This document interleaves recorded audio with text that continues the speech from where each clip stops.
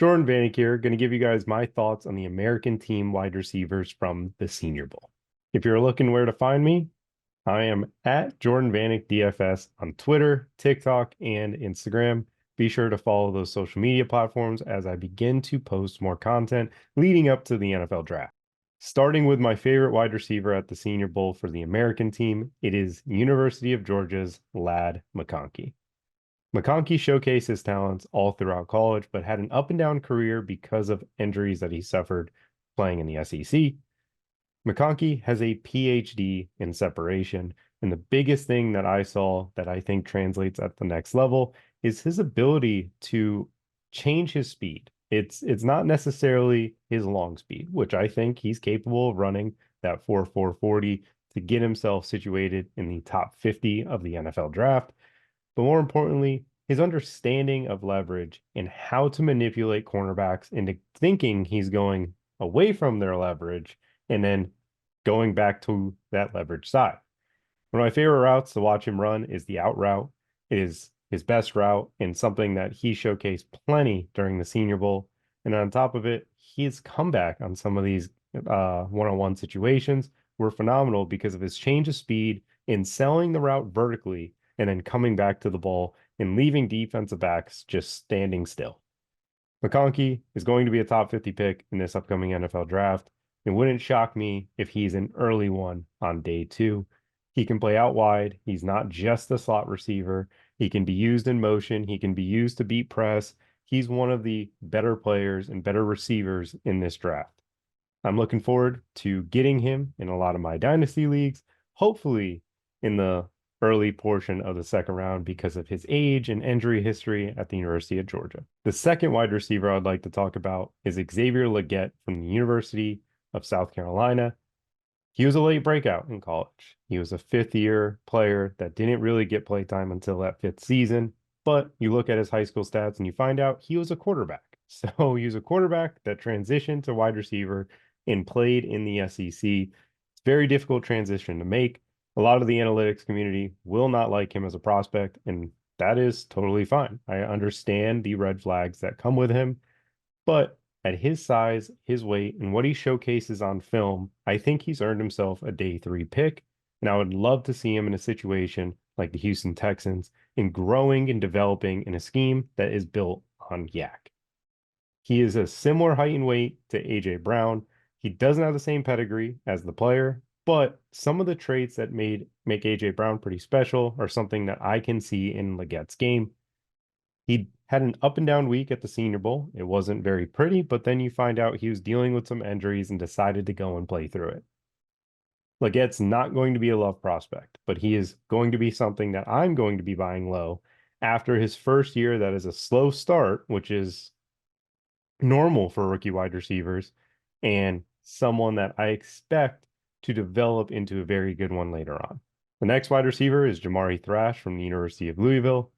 He was like a joystick out there. He was constantly going in and out of his breaks, being able to kind of move around at a level that not most receivers can. I don't think Jamari Thrash is going to be a high day two pick. I don't think he's going to get put in that second round, but I do believe Jamari Thrash can earn himself into the later portion of day two and the early portion of day three.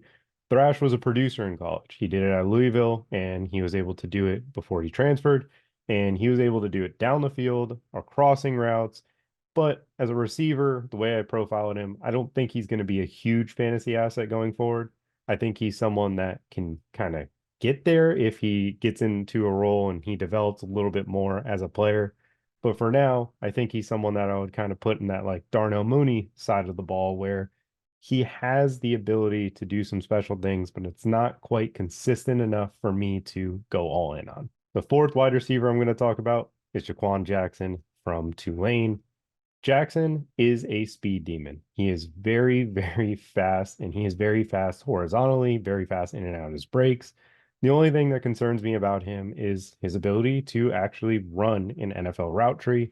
I think he's someone that's got to be used in motion, got to be used kind of the way that not necessarily Tyreek Hill is used from a usage perspective, but from a pre-snap read, the way he can get across the field and then vertically, very, very fast, is something that NFL teams will like, and it'll earn him spots on the field.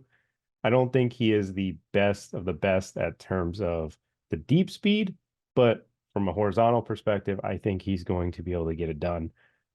Jackson is not necessarily a high draft pick for me. I think he's a day three guy, but definitely someone that will provide value for his NFL team. And from a fantasy perspective, you need to be aware of him. The last prospect I'm going to talk about is Florida State's Johnny Wilson. He is a big slot and someone that I think NFL teams can get more out of from a real life perspective than a fantasy perspective. I saw him bully the corners in the slot during the Senior Bowl week. He's just such a mismatch from his height and just size. I think he's a chain mover. I think he's someone that will help you get that 3rd and 4 when you need a slant. Like he can actually like has a little bit of separation in him, even that at that size. But out wide, he just struggled. It doesn't seem like he's comfortable running a lot of routes out there, and it doesn't seem like it's something that he is natural at. I think that Wilson has a unique skill set that teams will want to have, but I still think he is going to be a day 3 prospect for me. I think he can kind of convert into that Darren Waller-esque build, maybe, where he starts off as a receiver, they convert him to tight end, and then that's where his talents really begin to shine. I hope he becomes a little bit better as a blocker because that will get him on the field immediately. And again, defenses with a 6+ or 6'4" plus prospect in the slot is going to have a lot of difficulty defending that. And the way that they treat that will be really, really interesting. Wilson to me isn't going to be a huge fantasy asset, but I do think he's an intriguing prospect for the NFL draft. I'm looking forward to who picks him up and how they begin to utilizing him. If you stayed to the end of the video and you enjoyed this breakdown, please hit that like button, hit the retweet. Appreciate all the followers that have been with me throughout these years and look forward to producing a lot more content going forward for you guys. It's been a blast. And as always, you can find me at Jordan Vanek DFS all over social media, whether it's TikTok, Twitter, or Instagram. Appreciate you guys. Have a good one.